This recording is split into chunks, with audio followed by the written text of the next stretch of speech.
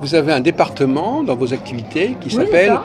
le département éducation, formation. Formation. Ah, Formation. d'accord. Ouais, tout à Alors, ce fait. que je voulais savoir, parce qu'on vous connaît surtout comme praticienne, comme conférencière, Oui, je voulais savoir oui, comment se passaient vos formations qui sont forcément un enseignement de proximité. C'est-à-dire que vous les rencontrez régulièrement c'est ça. C'est tout à fait et ça. parfois d'une certaine manière, parce que moi je connais bien les choses, parfois certains élèves, ils s'inscrivent à des cours d'astrologie pour Oui, mieux se connaître et pas forcément c'est pour devenir professionnel. absolument. Hein, C'est à ça n'a pas changé, 90%, voilà. c'est ça. C'est C'est très, 90% c'est un ça, peu ouais. ambivalent. C'est ça. En fin de compte, C'est c'est ça. une consultation prolongée. C'est ça. C'est ça. C'est Mais, presque, vous savez, la personne, au lieu d'aller peut-être, j'exagère parfois, en thérapie, par oui, exemple, oui, hein, et bien là, on est en astrologie, du coup, en plus, on a l'outil soi-même. oui, oui. C'est-à-dire qu'après, on peut arrêter et on a son propre outil. Oui. Au lieu de rester 15 ans en analyse, là, on a quelque chose qui va nous aider, si vous voulez, à progresser, à comprendre notre chemin de vie, à comprendre notre personnalité. Ça, c'est important. Et donc finalement, on forme, au fond, toutes ces écoles d'astrologie, elles ne forment pas tellement des astrologues finalement. Elles peuvent en former. Oui. Elles peuvent former. Sur le tas, il y a professionnels. quelques pourcentages. Voilà, il y a quand même sur le salon d'aujourd'hui, moi j'ai des anciens élèves. Oui, Voilà. c'est bien. Mais Voilà. c'est l'exception, si on peut dire. C'est l'élite. Et d'autre part, est-ce que vous pensez que finalement, c'est mieux d'être son propre astrologue ou est-ce que c'est bien d'être soi-même l'astrologue des autres? Alors, je vais vous dire, là je suis un petit peu dans les deux camps. Bon, D'accord. C'est-à-dire que pour moi-même, honnêtement, je suis ma propre astrologue. oui, Après, j'ai quelques amis de très très longue date en qui éventuellement je peux faire confiance. Mais sinon, je me dis, compte tenu à aujourd'hui de quand même d'un certain niveau d'expérience, je ne suis pas la meilleure, hein, on est loin s'en faut, hein, mais j'ai un bon niveau d'expérience, j'ai surtout une grande intégrité et envers moi-même. D'accord. Donc du coup, je ne vais pas me mentir. Quand quelque chose coince ou ne va pas, je le sais, je sais me le dire, je sais me parler. alors la question que je me pose, Samaël, c'est est-ce que on doit donner la même formation à ces deux catégories de personnes qui sont celles qui font de l'astrologie, qui veulent approfondir leur connaissance d'elles-mêmes et celles qui se destinent à l'exercice de la profession? Là, Jacques, j'ai qu'une réponse. C'est-à-dire que mon cœur de métier, c'est la pédagogie. Du coup, en tant que pédagogue, je sais déceler les besoins. D'abord, je fais une évaluation préalable, toujours, des besoins, des objectifs, etc. Je mesure le niveau du candidat. Je demande par écrit, une lettre par écrit, des motivations qui poussent la personne à s'inscrire. Moi, elles ont la fiche pédagogique avec l'objectif, ce que je me donne à atteindre, les évaluations intermédiaires, etc., etc. Et à partir de ce moment-là, on voit si on est synchro. Ce qui serait intéressant, c'est de lire ces lettres de motivation pour savoir le contenu et est-ce que ces lettres de motivation correspondent à la réalité. Parce que parfois les gens se donnent une image comme ça, disent oui je veux ceci, etc. Et en réalité c'est pas tout à fait ça. Mais c'est pas forcément une image qu'on se donne, Jacques. Ça peut être un vrai ressenti, oui, à ce moment-là. même si c'est tronqué. Vous voyez, c'est-à-dire même si c'est neptunien, même si c'est etc., etc. Peu importe. Mais ce que je vous disais, c'était que après, en tant que pédagogue, peu importe le niveau ou l'objectif. Vous voyez, moi j'ai été dans la formation et avec des techniques qui n'étaient pas forcément celles très structurées de l'éducation nationale, et j'emmenais les moins jeunes vers du diplômant, d'accord, mais avec mes méthodes à moi de pédagogie. Et peu importe l'objectif, vous voyez ce que je veux dire. Mais les méthodes que j'utilisais, j'essayais d'adapter à tel caractère, tel tempérament, telle nature. Vous voyez, pour arriver à ce que ça rentre et ce que ce soit pas trop difficile, utile et appétissant. Oui. Vous voyez, c'est mettre en appétit. Voilà. Alors le problème, enfin là on est en train de discuter entre personnes qui chacune ont dirigé des groupes d'astrologie, etc. Le problème c'est que au fond les gens qui veulent faire l'astrologie pour elles-mêmes, elles sont très exigeantes parce qu'elles attendent du thème astral beaucoup de choses si vous voulez, pour elles-mêmes. Maintenant quelqu'un qui veut en faire sa profession, c'est pas tout à fait la même chose. Il faut qu'il je crois qu'on a touché un sujet qui vous paraît un peu délicat, mais elles n'ont pas forcément le même rapport à l'astrologie. À la limite, quelqu'un qui veut en faire sa profession, il va peut-être pas forcément l'utiliser pour lui-même. Alors, très souvent, si, parce que si vous voulez, moi, ça passe en priorité, mes cours passent par l'expérimentation individuelle. Ah oui, d'accord. Ça, je ne veux pas que ce soit autrement. Ah oui, d'accord. Pour moi, ça n'est pas possible. Bon. C'est-à-dire, si on n'a pas intégré, vous voyez ce que je veux dire, on ne peut pas soi-même être en mesure de transmettre, même à soi-même, même à son intellect, même à son mental. Ah oui, d'accord. D'accord ? On ne peut pas. Donc, c'est important d'être en accord avec déjà soi-même, c'est-à-dire je ne peux pas prôner par exemple une ouverture je sais pas, vénusienne ou une ouverture jupitérienne ou une énergie martienne, enfin ou autre, là je prends un petit peu des stéréotypes, si la personne n'expérimente pas ce que c'est et si elle ne la met pas en pratique pour elle-même. Ah oui. Vous voyez ce que je veux dire? Oui. C'est balaye devant ta porte. Non, mais je comprends votre position d'ailleurs qui est celle qui est souvent tenue. Moi, je trouve que je tiens une position différente. Oui, mais j'entends. Parce que moi, par exemple, je vais vous donner un exemple idiot. Mais par exemple, quelqu'un peut fabriquer des produits pour les personnes qui dorment mal, et lui, il dort très bien. Donc, on n'a pas forcément ce qu'on offre aux autres, c'est pas forcément ce qu'on utilise soi-même. Non, pour bien conseiller des médicaments, un médecin il va conseiller des médicaments, ça ne veut pas dire qu'il les utilise tous, heureusement pour lui. Mais c'est qu'il a une sensibilité forcément dans ce secteur-là, particulière, et justement qui peut être innée dans son thème. Vous voyez ce que je veux dire? Ah oui, d'accord. Ça c'est différent. Ça c'est différent. Je veux dire, on peut très bien avoir une nature, par exemple pédagogue, sans pour jamais autant en avoir enseigné. Ou, oui. Vous voyez ce que je veux dire, par exemple. Mais de même quelque chose de profond dans le thème. De même, par exemple, un metteur en scène, c'est pas forcément quelqu'un qui est comédien. C'est ça, bien sûr, j'entends. C'est-à-dire que il faut quand même distinguer. Alors il y a ce qu'on appelle en psychologie, vous connaissez, le contre-transfert, c'est-à-dire qu'on dit souvent, faites attention aux praticiens. Alors d'ailleurs, il y a des conseils qu'on doit donner aux praticiens. Bien sûr. Ne pas trop être marqué par l'enseignement qu'il fait ou par le produit qu'il donne. Absolument. Prendre un peu de distance. La distanciation, voilà. c'est très important. Voilà. Très important. Donc la distanciation, c'est affective, plus morale, de jugement. Oui. Voilà, donc, et ça, c'est plus le professionnel le futur professionnel qui doit acquérir la distanciation et pas forcément la personne qui travaille sur elle-même. Et donc là, il y a un moment donné quand même où il y a un embranchement. Tout à fait. Et alors vous-même, justement, est-ce qu'à un moment donné, je ne sais pas comment se structure votre enseignement, à combien d'années, est-ce qu'il n'y a pas justement, au bout du compte, à un moment donné, où on dit, tiens, il y a quand même des personnes qui veulent aller plus loin, qui veulent en faire profession et il faudrait peut-être les prendre un petit peu au-delà. C'est différent, voilà, ça, c'est un groupe différent. Voilà. Moi, j'ai un groupe plutôt expertise, si vous voulez, c'est ça que je voulais savoir. Qui ont vraiment une capacité, une autonomie, etc. Et ces gens-là ont une motivation maintenant qui n'est plus la découverte d'eux. Voilà, c'est exactement. Qui a fait le chemin, on est d'accord, qui a fait le travail, etc. Et là, ok, on bosse différemment. On est dans une expertise, on est dans un autre apport, une autre approche par rapport à l'autre, entre guillemets, l'autre avec un grand A. Voilà. Alors maintenant, on va passer à un autre aspect. Alors finalement, est-ce que l'astrologie, si on vous demande qu'est-ce qu'elle étudie l'astrologie finalement, quel est son domaine? Est-ce qu'elle a un domaine spécifique ou est-ce que finalement elle englobe la totalité du vécu humain C'est peut-être une croyance, mais en mon sens, elle touche la globalité du vécu humain. Et je vais même au-delà, elle peut toucher une civilisation, une époque. Oui. Vous voyez ce que je veux dire? Quelque chose de beaucoup plus sociologique. Oui. D'accord? Avec des masses, d'accord, qui bougent à l'intérieur, etc., qui se déplacent, etc. Et elle peut aussi, à une époque, elle était très agraire, l'astrologie, elle était très ciblée agraire, elle était très groupe, elle n'était pas individualiste, l'astrologie. Oui, bien sûr. Bien sûr, elle était, justement, elle était sociale, groupée, enfin, etc. Alors justement, à ce propos, est-ce que est-ce que c'est bien qu'elle soit devenue individuelle ou pas? Pour ma part, oui, parce que si nous sommes dans un groupe 10 à progresser, 10 à comprendre, s'il y en a un, c'est peut-être plus difficile. Ou alors il va y avoir un dictateur, un meneur. Vous voyez que là, si on est plus à comprendre, plus à être autonome, je trouve que c'est bien, c'est une liberté de plus qu'on donne aux êtres. Ça, c'est quand même génial. Oui, mais en même temps, au niveau... je ne sais pas si vous avez dialogué avec des scientifiques ou des chercheurs, etc. Mais en même temps, le fait de pouvoir décrire une période en disant voilà, pendant cette période-là, il y a certaines choses qui sont dominantes, c'est pas inintéressant. Par-delà l'individu.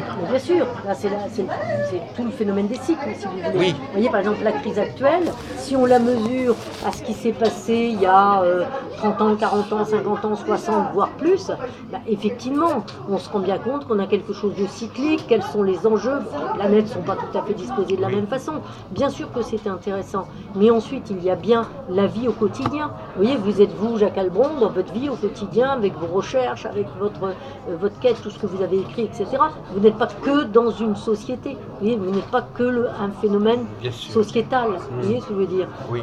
Même s'il y a notre mouvement de société, nous sommes en 2018, voilà, nous sommes... Je vais vous prendre un autre exemple, puisque vous êtes un gynécologue par exemple. Oui. Bon, toutes les femmes sont différentes, mais enfin il y a quand même la gynécologie qui reste une base. Bon, un gynécologue, quand il tombe sur une femme, elles se ressemblent quand même quelque part, et elles vont pas être monstrueuses, elles vont pas être, sans aucun doute. Elles vont se ressembler quand même. Aucun doute. Même si chacune dira, voilà, on va dire si chacune est quand même, c'est peut-être son vécu à elle, il y a quand même un point commun entre toutes ces femmes qui fait que le métier est quand même relativement bien circonscrit. Et qu'on ne s'attend pas à des trucs extraordinaires. Absolument, c'est ça. Ce qui n'est pas tout à fait la même chose dans notre métier. Ah, ben voilà, justement. Moi j'aurais tendance à les comparer, mais vous... Non, on ne peut pas. C'est complètement différent. Ah, oui. Ah, non. Le fonctionnement, parce que si vous voulez, en plus, il y a la part d'indécelable, d'accord, que ce soit par un astrologue ou par d'autres, si vous voulez, il y a la part d'indécelable. Et cette part d'indécelable qui reste le petit mystère, et heureusement, effectivement, elle ne sera jamais la même en fonction de vous, en fonction de... Oui. Vous voyez. Oui, mais là, je vous ferai l'objection suivante, à savoir, l'astrologie, la question justement, c'est la question que je peux faire, quelles sont les frontières, quelles sont les bornes de l'astrologie? Parce qu'au fond, on n'est pas obligé de penser que l'astrologie est capable de décrire l'individualité. Ce n'est pas une obligation. Donc finalement, si on le dit, mais bon, c'est pas écrit sur le fond de l'astrologie, je suis l'étude des individus. Non, je ne suis pas l'étude. D'ailleurs, vous disiez vous-même qu'autrefois, c'était pas comme ça. Bien sûr, mais n'empêche que lorsqu'on regarde, par exemple, le choix de certains chefs de guerre, le choix de conseillers proches du roi dans les au XVIIe siècle et un petit peu avant, si vous voulez, on se rend bien compte que c'était quand même on ciblait des personnages. Oui. Mais justement, je vous répondrai que la question est de savoir si l'astrologie individuelle n'est pas faite justement pour l'élite et pas pour le peuple. Parce que finalement, les cas que vous signalez, ce sont justement des personnages publics, des rois, etc. Vous avez raison, et c'est pas que je me bats, c'est que j'ai envie, c'est un désir de l'amener de manière beaucoup plus démocratique et pour le peuple. C'est ça, c'est tout le problème. C'est tout l'enjeu, la démocratisation de l'astrologie. Est-ce que c'est une bonne chose ou pas pour l'astrologie? Si vous voulez, vous voyez, je vais prendre un parallèle qui n'a rien de commun. Je vais prendre le bricolage. Imaginons Monsieur Bricola, moi je ne suis pas très doué, vous voyez, je suis une bonne femme, pas très forte, pas très tout. Mais j'adore bricoler, j'adore le jardinage, etc. Bon, ce que je fais, je prends des tutoriels, formation en ligne, etc.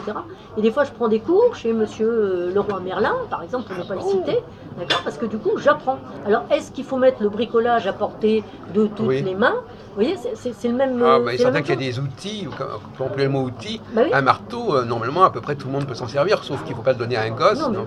Pour le cas d'un marteau, mais par exemple, il y a des découpes, il y a des machins, il y a des prises de poser des carreaux, poser du carrelage, etc. Moi, j'ai posé du carrelage chez moi, j'ai appris à faire des choses que je ne savais pas faire. Il y a quand même une technicité.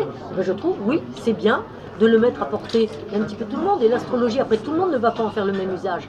Vous savez, on n'a qu'à prendre l'argent, Jacques. Tout le monde n'en fait pas le même usage. Certes. Vous voyez, c'est la même chose. Vous donnez 100 à quelqu'un, et il n'en fera pas la même chose qu'un autre. Oui, mais attendez, moi je voudrais bien qu'on distingue. Il y a deux questions différentes. Effectivement, c'est ce que disait Rudyard aussi, quelque part. Enfin, il disait c'est très important pour comprendre la créativité de quelqu'un, quand quelqu'un sort de l'ordinaire. Et c'est ça, effectivement, c'est vrai qu'il y a des gens, un grand compositeur, un grand auteur, lui, effectivement, il a une personnalité bien affirmée et ça vaut la peine de l'étudier sur le plan astrologique. Mais vous avez dit, effectivement, au fond, pourquoi tout le monde n'aurait pas droit à son thème? Voilà. Pourquoi? Pour peut-être voir voir naître justement, de lui oui, peut-être des possibles auxquels il n'a pas pensé. C'est ce que dit Rudyard d'ailleurs, il dit effectivement... Voir des possibles auxquels il n'a pas pensé. Ça. Vous voyez, c'est ça. Moi, ce que j'aime, si vous voulez, enfin, peut-être que finalement, j'ai une âme d'accoucheuse, vous voyez ce que je veux dire, hein, pour faire naître peut-être, et puis dire, ben voilà, tiens, tu vois, t'as un bébé là, t'en as un là, t'en as un là, tu n'y as pas pensé. Oui. Peut-être, regarde, essaye-le, voilà, etc. Découvre cette piste, etc. Effectivement. Donc c'est vrai. Bon, moi, effectivement, j'aurais tendance à penser qu'il y a une hiérarchie dans la société et qu'il y a des êtres qui sont... Il y a des êtres qui sont très individués et d'autres qui le sont beaucoup moins. Vous avez raison. Vous avez raison, mais en même temps, on peut peut-être aider ceux qui le sont moins. Vous voyez ce que je veux dire? Vous savez, je reprends encore, je suis désolée de revenir et de faire de la redite sur mes fonctions de directrice de centre de formation, si vous voulez, où j'avais des cas très difficiles de jeunes et jeunes adultes, vous voyez, un petit peu en perdition et en tout cas en coupure, en fracture très nette de l'éducation nationale. Moi, ces jeunes, mon objectif, c'était de les emmener quand même vers du diplôme, parce que nous sommes en Europe et qu'en Europe, le diplôme, le papier, vous êtes d'accord, c'est quand même important, vous voyez ce que je veux dire. Eh bien, mes gamins, je les appelais mes gamins, qui étaient pourtant des grands gaillards parfois, etc., si vous voulez, l'idée, c'était de leur prouver qu'ils pouvaient et qu'ils pouvaient développer quelque chose. Mais alors c'est assez particulier votre argument parce qu'effectivement, au fond, dans une société, il y a deux catégories de gens qui sont différents. Ceux qui sont très en haut et ceux qui sont très en bas. C'est-à-dire ceux qui sont très en haut qui ne correspondent pas à la moyenne. Et puis l'autre groupe que vous avez signalé, c'est des gens qui ont quelque part un handicap qu'il faut qu'ils rejoignent le peloton, si vous voulez. Et donc, effectivement, ce sont deux catégories extrêmes. Et dans les deux cas, effectivement, ça présente un intérêt de les étudier, puisque ce sont des cas particuliers. Oui, absolument. Mais alors, à ce moment-là, alors, effectivement, c'est tout à fait légitime d'utiliser l'astrologie pour des cas particuliers, mais peut-être pas pour le commun des mortels, finalement. Si, parce que le commun des mortels, il peut avoir aussi à s'améliorer, à développer quelque chose pour lui ou pour autrui. Vous voyez, je prends le cas du commun des mortels, hein, couche moyenne, hein, on va pas parler de CSP ni de choses comme ça quand même, on n'en est pas là, je pense, en astrologie. Mais imaginons moyen, d'accord, cette personne, elle a des enfants. Mais peut-être que pour appréhender le caractère d'un enfant, l'attitude la plus juste à avoir, etc. Une mère, par exemple, qui a des gosses et qui devient une mère castratrice, qu'est-ce qu'on en fait? Quel genre de gamin elle va nous faire après? Vous voyez ce que je veux dire? Quel genre de handicapé de la vie elle va nous faire après, par exemple? D'accord? Donc, il est peut-être bon, si vous voulez, de dire, ben voilà, il y a des outils, et peut-être qu'on va pouvoir, par ces outils, mieux comprendre, mieux aider, mieux accompagner. Alors, on va passer à un autre aspect, puisque finalement, vous n'êtes pas que dans l'astrologie, finalement. Alors, est-ce qu'à un moment donné, pour être un bon astrologue, il faut quand même avoir certains dons? Pour pouvoir décrypter, décortiquer un thème astral, s'y retrouver, etc. Est-ce qu'il y a des gens qui n'y arrivent pas parce qu'il leur manque quelque chose? Je sais pas. Je pense que ça peut s'acquérir. Moi, je veux croire que les choses, en partie. Ça peut se développer. Voilà, ça peut se développer. Après, je suis d'accord avec vous. Je crois qu'il faut effectivement une certaine... alors, on va l'appeler intuition, on va l'appeler... peut-être pas sixième sens, mais vous voyez le tac, ça me fait penser, vous savez, dans la police, d'accord? Il y a la police scientifique.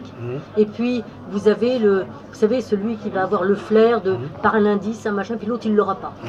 L'autre, il va traiter le côté scientifique, machin, puis il va faire le... c'est ça. Je crois qu'en astrologie, c'est la même chose. Vous voyez ce que je veux dire? Et je suis plus astrologue scientifique, en fait, que peut-être... Alors, il y a un autre souci, c'est la complexité même du thème astral, je trouve, qui m'a toujours préoccupé, moi, en ce qui me concerne. Et j'ai toujours dit, est-ce qu'il ne faut pas simplifier l'astrologie aussi? Parce qu'il y a... Alors, j'aimerais d'ailleurs, pour illustrer, il y a ce fameux cas, là, c'est un peu la bête noire des astrologues, c'est d'ailleurs les horoscopes dans les journaux. On va dire les béliers, les taureaux, etc. Non, mais moi, je ne suis pas du tout critique par rapport à ça. Sûr, mais je veux dire qu'il y a cette espèce de conflit entre parce que parce que le public lui aussi il est dans un conflit. Parce que lui, pourquoi est-ce qu'il lit les horoscopes des journaux, mais les taureaux? Parce qu'il sait qu'il n'est pas tout seul. Quelqu'un qui lit un journal bélier, il sait qu'il n'est pas le seul bélier au monde. Bien sûr. Donc ils sont quand même, pour eux l'astrologie, ça ne les isole pas. C'est ça, c'est rassurant en plus. Ça ne les isole pas, voilà. Alors que le thème astral, c'est plus isolant. Ah oui, absolument. Alors là, donc on est partagé. Hein. Il y a deux images. Le public a deux images de l'astrologie. Je pense que le public n'est pas dupe, Jacques. Je ne crois pas. Et vous savez, madame ou monsieur qui est assis chez le coiffeur et qui prend l'horoscope sur le magazine féminin, très souvent quand même, etc., la personne sait très bien ce qu'elle lit, et elle sait très bien, c'est l'horoscope, elle est contente, c'est la barre Mars qu'on grignote, c'est le bout de chocolat qu'on croque. Vous voyez ce que je veux dire? C'est le pansement qu'on met et qu'on arrache, rien d'autre. Rien d'autre. Je pense qu'on n'est absolument pas dupe de ce genre de fantaisie, qui est sympa, qui peut être parfois une approche si c'est fait proprement. Hein. Ça peut être une approche. Hein. Quelqu'un qui fait vraiment un horoscope en tenant compte du soleil natal, ça donne une petite, vous voyez, une petite énergie du jour. Hein. Moi, je l'ai fait, je tenais vraiment compte de la position de la lune natale sur chaque signe solaire. C'est un boulot de titan d'ailleurs. Hein, parce que je le faisais vraiment manuellement et je ne l'inventais pas. Et d'ailleurs, la revue n'a pas souhaité continuer parce qu'évidemment, il fallait dire tel mot, il fallait s'adresser à telle cible, etc. Moi, je ne veux pas marcher dans ces combinaisons. Voilà, mais cela dit, cela dit, le fait, bon, c'est vrai que le moyen utilisé qui consiste à regarder le signe solaire n'est peut-être pas le bon moyen, mais il est possible quand même, quand par exemple vous étudiez Saturne en Capricorne, etc., là c'est plus valable, c'est plus valable que l'autre système. Et donc là, en revanche, on a quand même, dans ce qu'on disait tout à l'heure, une réalité collective qui fait sens pour un groupe. Donc là aussi, on a cette opposition entre d'un côté la réalité collective de Saturne ou tel ça, de l'autre côté le thème natal. C'est pas la même chose. On ne travaille pas pour la même quête. C'est ça. Mais voyez-vous, il y a cette espèce de double visage de l'astrologie qui est le sujet un peu de notre discussion finalement, et qui fait aussi que voilà. Donc c'est la grande question, c'est que par exemple l'astrologie mondiale est beaucoup plus simple dans sa structure que le thème individuel. Hein. Évidemment. Oui. J'ai fait des articles, par exemple, en astrologie mondiale.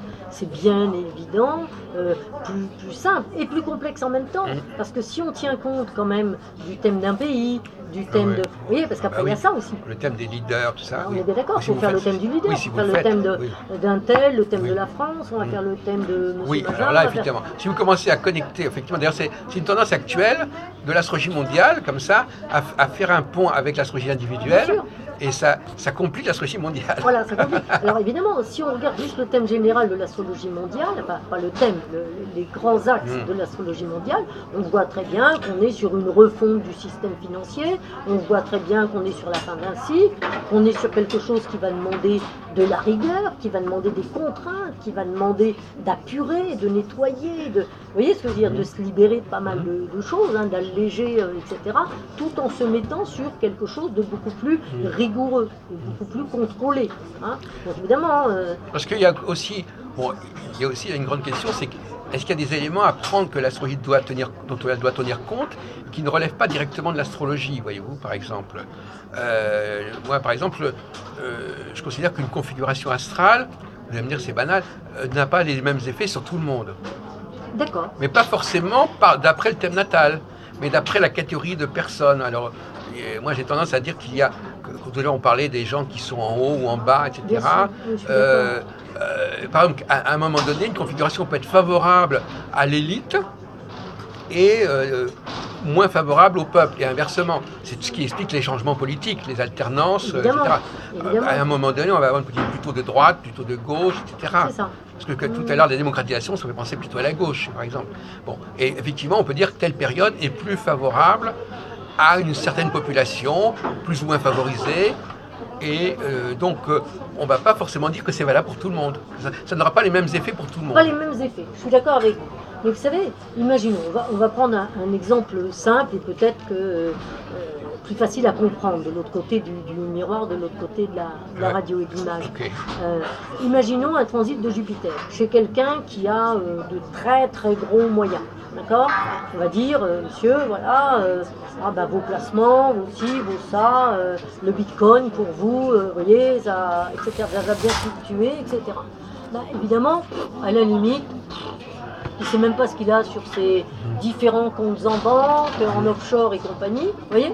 Bon, Jupiter, oui, d'accord. Vous voyez ce que je veux dire? Ouais. Mais peut-être que sur le smicard du coin, ou celui qui est au chômage, vous voyez, peut-être qu'un beau transit de Jupiter avec Mars, avec Vénus, avec etc., peut-être que ça lui permet. Donc la condition sociale de la personne qui va impacter l'effet. Oui.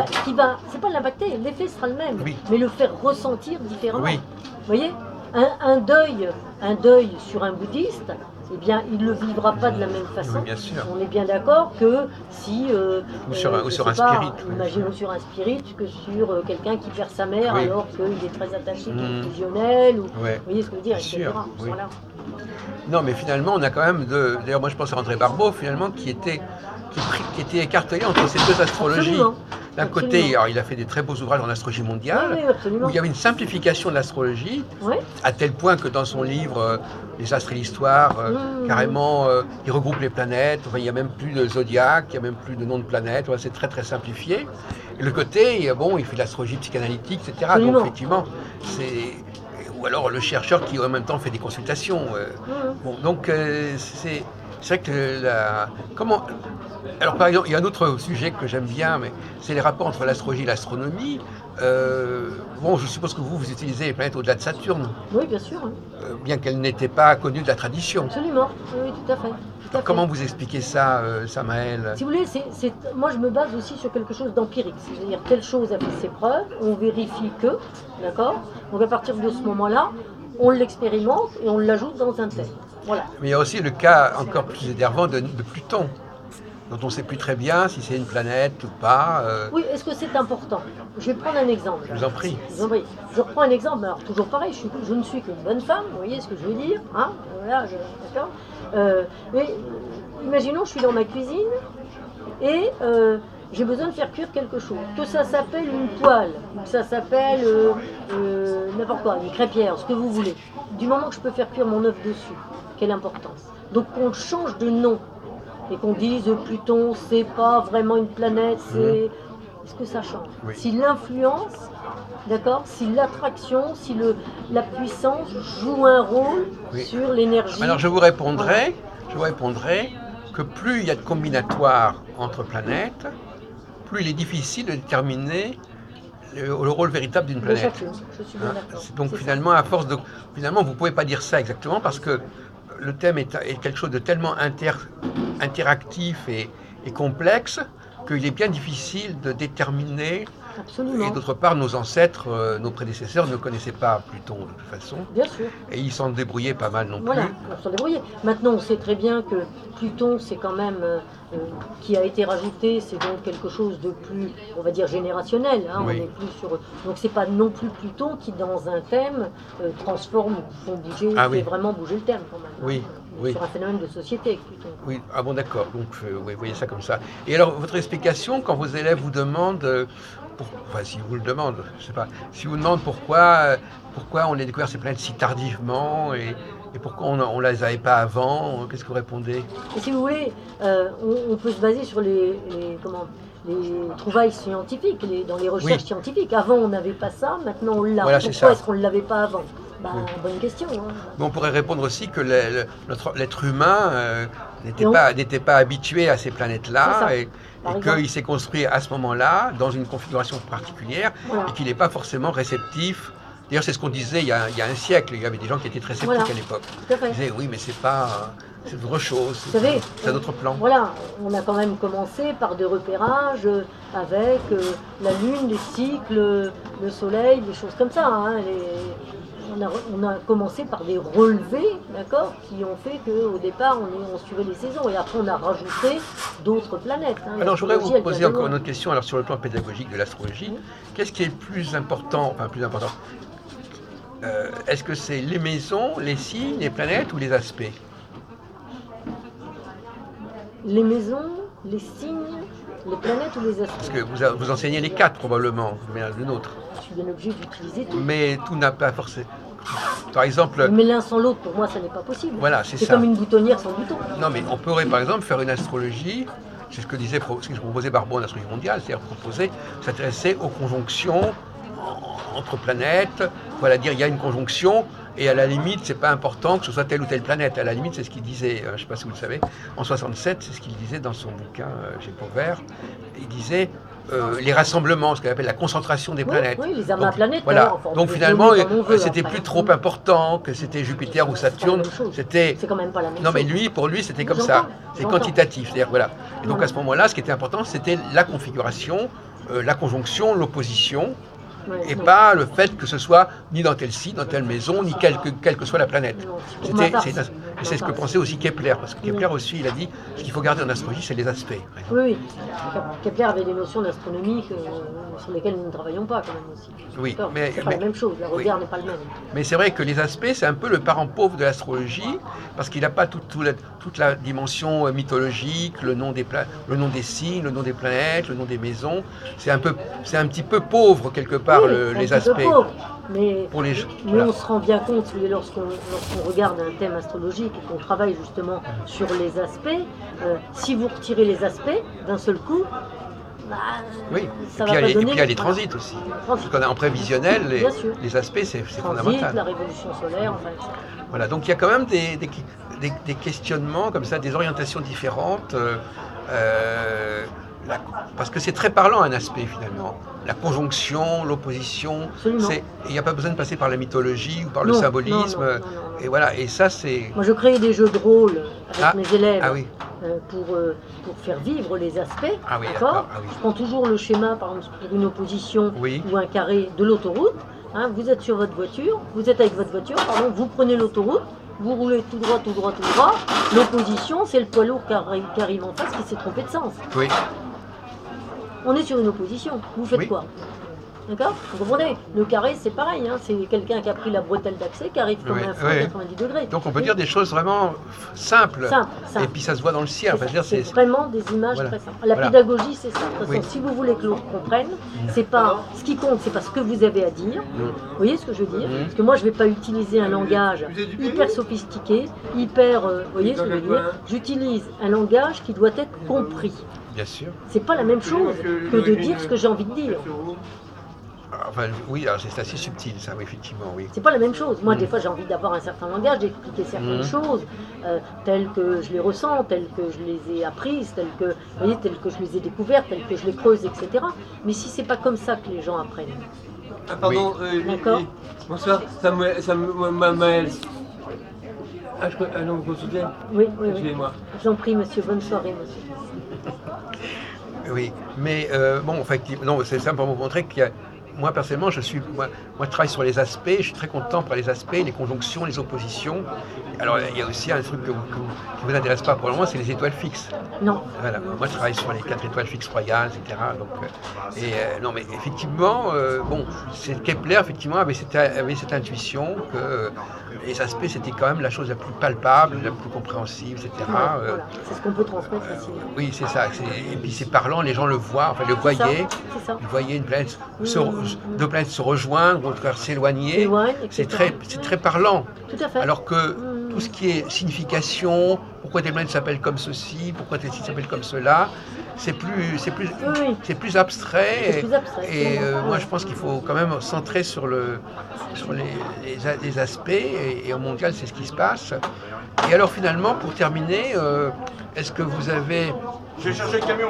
Pour changer un peu de personnage. Alors, il y avait 2 questions que je voulais vous poser encore. C'est, deuxièmement, est-ce que ça fait sens d'utiliser, par exemple, le tarot pour compléter ou pas? Alors, ça, c'est la petite cerise sur le gâteau. Ça n'a absolument pas d'utilité quand on fait un thème astrologique. En astrologie, je montre le thème, j'ai les éphémérides, etc.